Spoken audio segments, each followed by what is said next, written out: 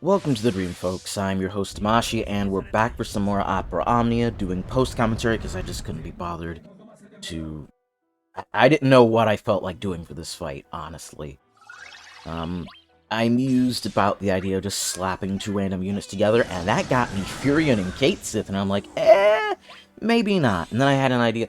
Let me bring out, Hope and Llyud, because I need to practice with them.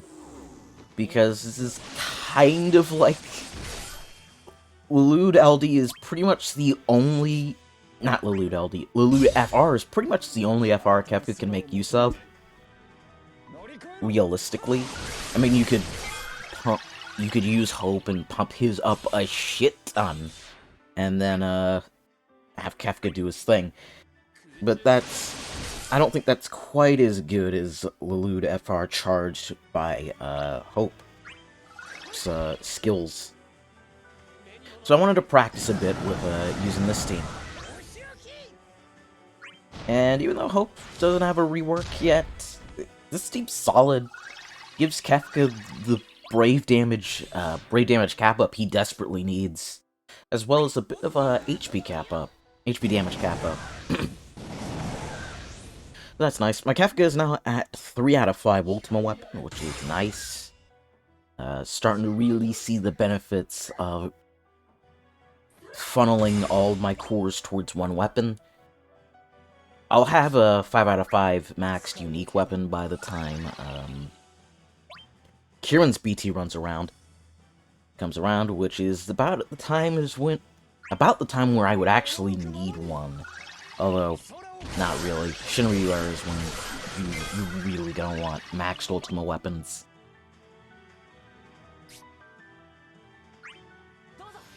So about this fight, the orb is a lethal one. It's been a while since we've had a lethal orb, I think. Yeah, that's not true.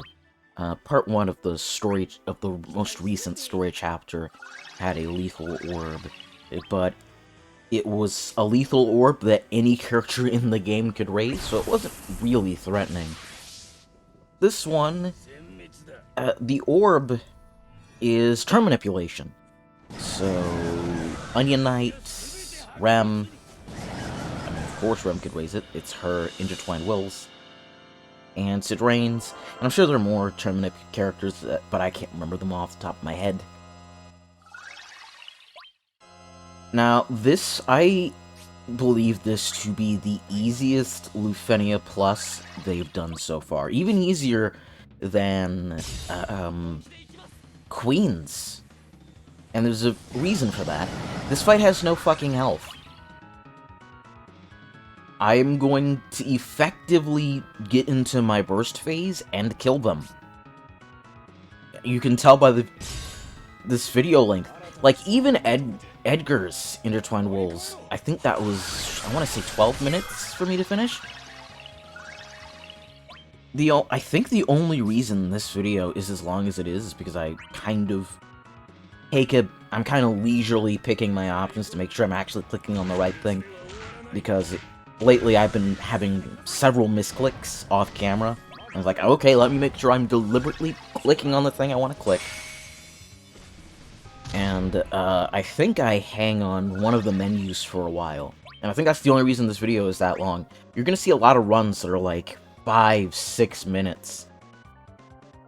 In fact, there is a run by Dinam Pavel back when this fight first came out on JP that is, I think, only 6 minutes.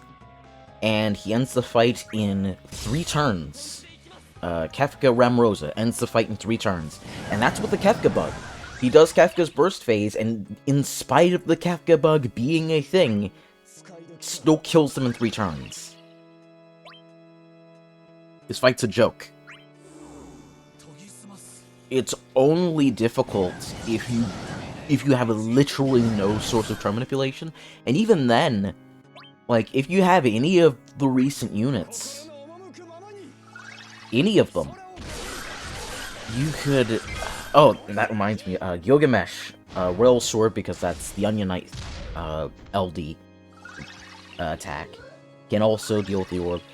The only way you're not going to be able to do this is if you don't have, like, any of the big damage dealers. You don't have Machina. You don't have Garnet. You don't have Machina. You don't have Lock. That's the only way I can see you feasibly having an issue with this fight. But as long as you have some form of good damage, you can kill Rem. You can burst her down before her orb attack goes off.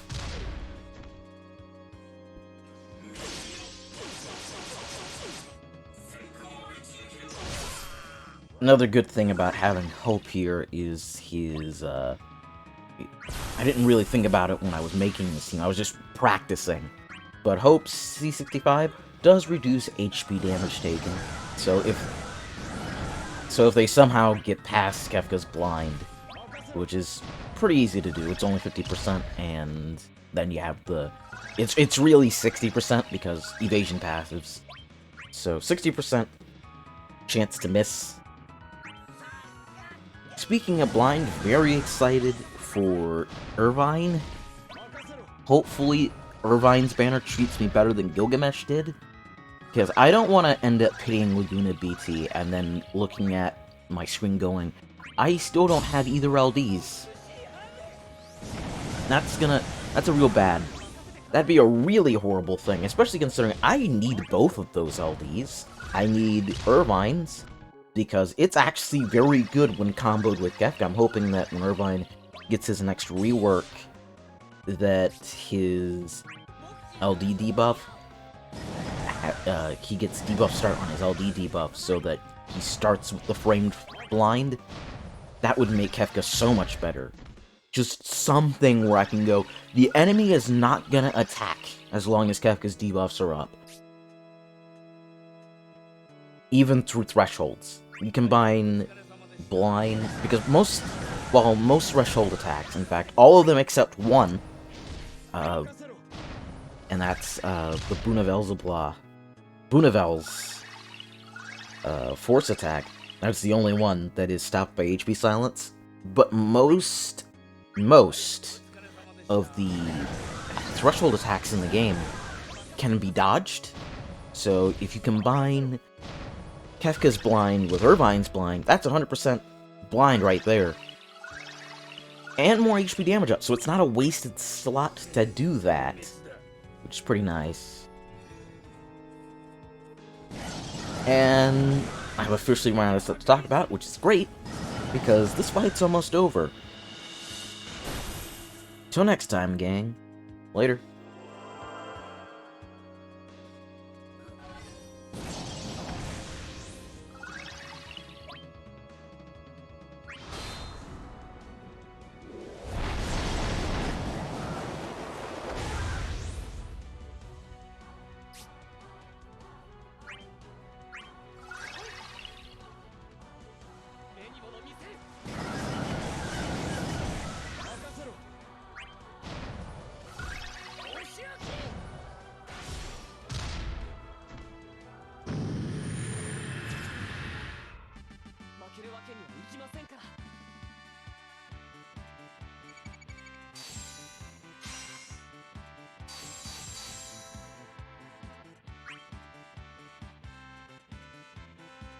If you enjoyed the content of this video, please like the video, comment down below, share the video around, and subscribe to the channel, because it tells me you like my content and want me to keep making it. It also helps the channel grow. Until next time, later.